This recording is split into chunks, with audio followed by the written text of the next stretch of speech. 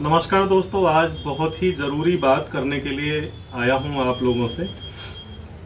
नाम तो मेरा जानते ही होंगे, doctor Manoj Yadav, MD homeopathic medicine, और बेसिकली गैस्ट्रोएंटरोलॉजी डील करता हूं। इसी गैस्ट्रोएंटरोलॉजी का एक पार्ट होता है रेक्टल डिजीज़। रेक्टल डिजीज़ में एक बड़ी प्रमुख बीमारी है बवासीर।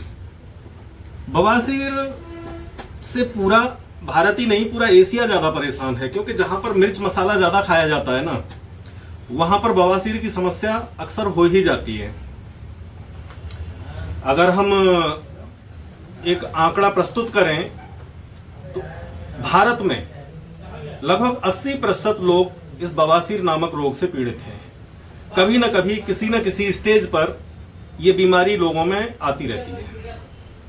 थोड़ी सी सावधानी अगर हम रखें तो ये बड़े आसानी से दूर हो सकती है। बवासीर होने के प्रमुख कारण क्या होते हैं? पाइल्स जिसको कहते हैं या हेमरॉइड्स जिसको कहते हैं, इसके होने का प्रमुख कारण क्या है? सबसे बड़ा कारण इसका है कॉन्स्टिपेशन, कब्ज। जब कोई व्यक्ति लैट्रिन करने जाता है और पेट साफ नहीं होता, काफी देर तक जोर लगाना पड़ता है, और जोर लगाने के बाद में जब पॉटी उतरती है तो 2-4 बार तो ये प्रक्रिया चल जाएगी। लेकिन रेगुलर जब ये कॉन्स्टिपेशन बना रहता है, तो मैं आप लोगों की जानकारी के लिए बता दूं कि हमारे शरीर में सबसे ज्यादा जो खून की सप्लाई होती है, हमारा रेक्टम पार्ट होता है सबसे नीचे का, जिसको हिंदी में मलाशय भी कहते हैं। ये एक लोटे के आकार का पार्ट होता है, गोल, और इसमें खून की नसें बिल्कुल इस तरीके से होती हैं जैसे कपड़ा बुना हुआ होता हो, क्योंकि वहां पर जो लास्ट में भोजन पहुंचता है उसमें से जितने भी पोषक तत्व हैं उन सबको अवशोषित करने के लिए मैक्सिमम ब्लड की सप्लाई की आवश्यकता होती है। अब इतना वाटर अधिक ज्यादा एब्जॉर्ब हो जाता है कि सेमी सॉलिड होने के स्थान पर वो पॉटी हो जाती है बिल्कुल हार्ड, और जब जोर लगाया जाता है तो बिल्कुल जैसे समझ लीजिए कॉलगेट की ट्यूब को आप ऊपर से निचोड़ते हैं, बिल्कुल उसी तरीके से प्रेशर पड़ता है इसमें। तो जो खून की नसें होती हैं उनमें खून का दबाव नीचे की ओर बढ़ जाता है। जैसे ही खून का दबाव बढ़ जाता है उनका साइज मोटा हो जाता है, और वो रेक्टम एरिया से, एनस एरिया से बाहर को भी निकल आते हैं। इसको मस्से कहते हैं आम भाषा में। इनमें दर्द भी होता है, चुभन भी होती है, और अगली बार जब इंसान कोई पॉटी करने जाता है तो उन्हीं मस्सों से वो हार्ड पॉटी जब रगड़ के निकलती है तो उसमें कट लगा देती है, और वो पॉटी के बाद में ब्लीडिंग या पॉटी में मिक्स ब्लीडिंग, वो ब्लीडिंग शुरू हो जाती है। अच्छा, यहां पर एक चीज और मैं बताता चलूं, आम व्यक्ति को यह मालूम नहीं होता कि ये फिशर और पाइल्स, ये दोनों एक ही बीमारियां हैं या अलग अलग बीमारियां हैं, या फिर इन दोनों में समानता क्या है।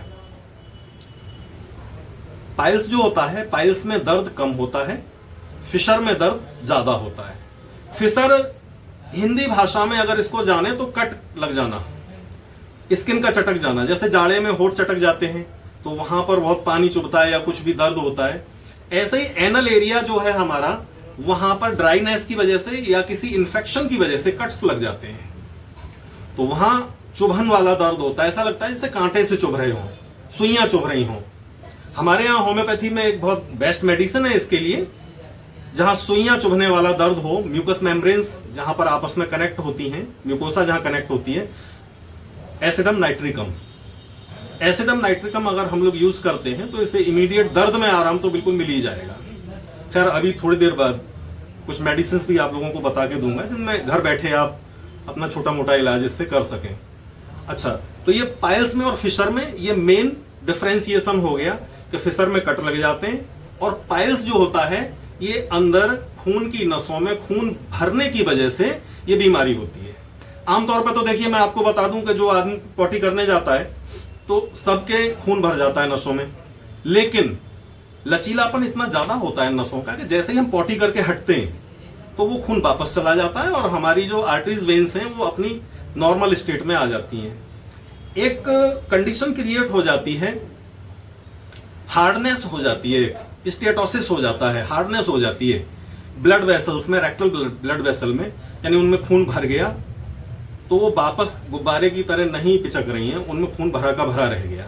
अब वो कई दिन से खून भरा हुआ है तो आपने देखा होगा अक्सर लोगों को कि वो ब्लू कलर के मस्से बाहर निकल आते हैं, नारंगी रंग के मस्से बाहर निकल आते हैं, किसी को रेड कलर के निकल आते हैं, बड़े पेनफुल होते हैं।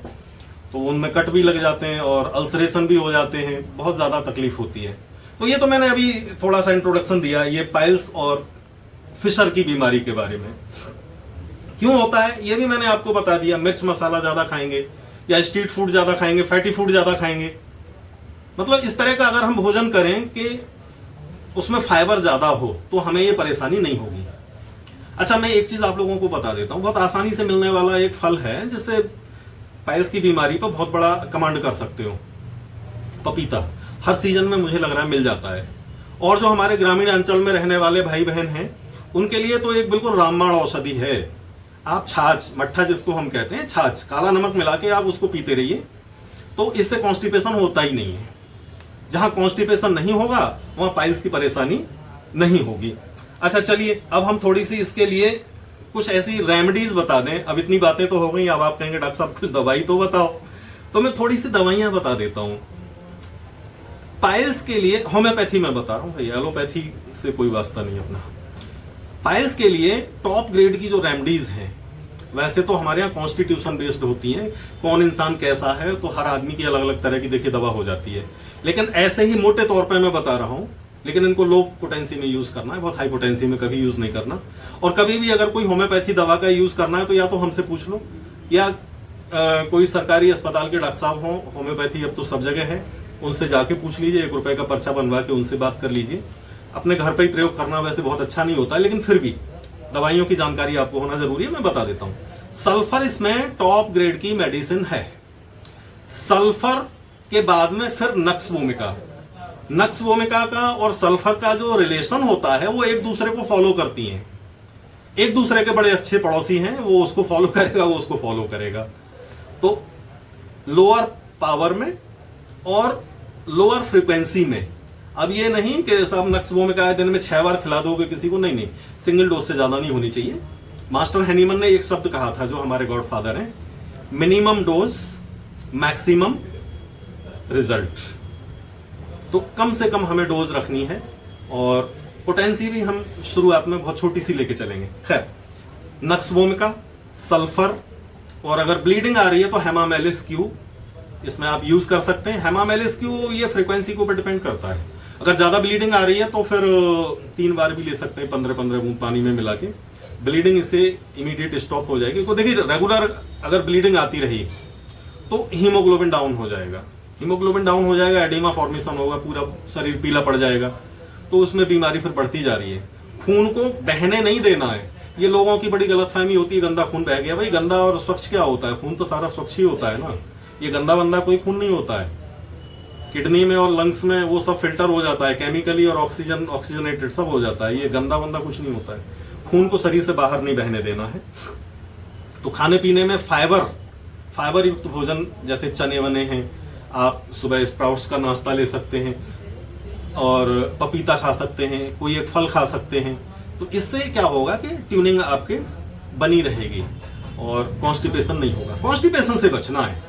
जहां आपने बाथरूम में बैठ के लंबे समय तक जोर लगाया, भाई साहब आपको कोई बचा नहीं सकता पाइल्स होने से। बड़ी दर्दनाक बीमारी हो। पाइल्स के साथ में अगर किसी को फिशर भी हो गया तो भाई जी रात में नींद तो माने से रही। उसमें तो ऐसा लगता है कि जैसे कांच के टुकड़े से काटा जा रहा हो, चाकू से काटा जा रहा हो।